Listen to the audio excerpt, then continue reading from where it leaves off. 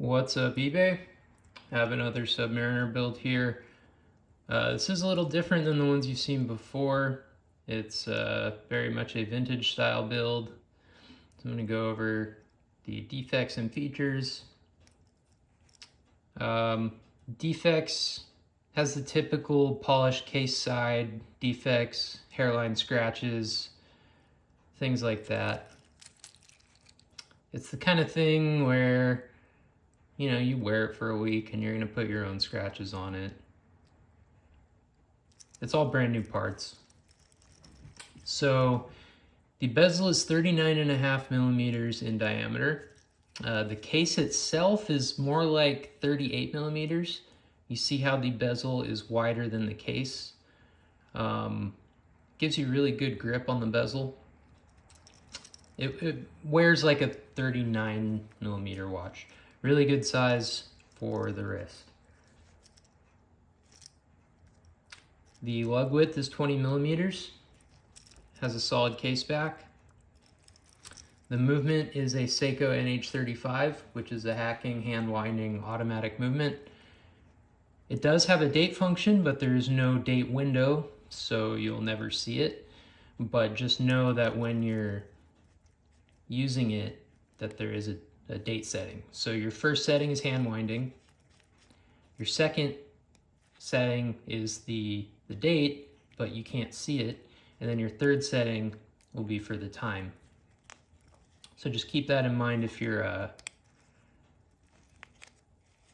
trying to set the timer or whatever and it's not working like you think it should. You're probably in the date mode. It has a bi-directional friction bezel. And what that means is the bezel goes both directions and there's no clicking. So compare that to the newer style Submariner where it won't go clockwise, it'll only go clockwise and you get the click. This is how they were done back in the day. This case and bracelet are based off of like the 60s style Rolex Submariner, and this is how it was done back then. So that's what you get here. Another feature that is very much vintage Rolex style is the domed acrylic crystal. I just polished this one, and so it looks darn near perfect, but if you haven't owned an acrylic crystal watch before, just understand it's a soft material, they scratch easily, and that's inevitable and it's normal. There's this stuff called Polywatch. It's polished for acrylic crystals. It works well. But that's just the nature of the beast. Like, I bought this watch 3 months ago, and I don't know how well you can see. It's just covered in micro scratches. And that's what happens. You go to something really old. This is probably 60 years old. And it's looks like it's been through a war. But that's just what happens with acrylic crystals. Another cool thing about the acrylic crystals, you get this light distortion at extreme angles. That's probably one of my favorite things about them. You can't really read the dial as legibly, but it looks awesome. It has an unsigned screw down crown.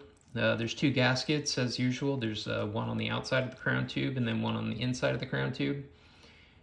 Seems like a water resistant design, but I don't water test these watches, so any activity near water is at your risk. The dial is an aftermarket vintage style Seiko dial.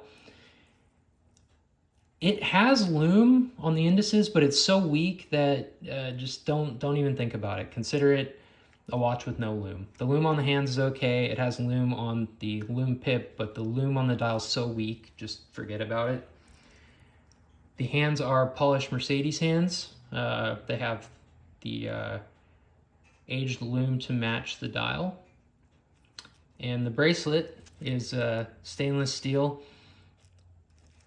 It is a little bit different from the newer style sub bracelets in that it has hollow end links. So what that means is that the end links, the piece that goes between the lugs here, is a folded piece of sheet metal instead of being milled out of a solid chunk of stainless steel. And that is the same for the clasp. So there's no glide lock, and it's all stamped stainless steel instead of the machined stuff you see on the newer subs. And again, this is how it was done back in the day, so that's how it is done here. These are a lot lighter than the newer style ones, and they don't feel quite as substantial, but this is what was used when Rolex was building the reputation that they have today, so it's a totally decent design. And that's all I have to say about this one. Sweet watch. I've been wearing this one for about the last month, like every day. I really love it. I figured, well, if I like it, someone else might want one.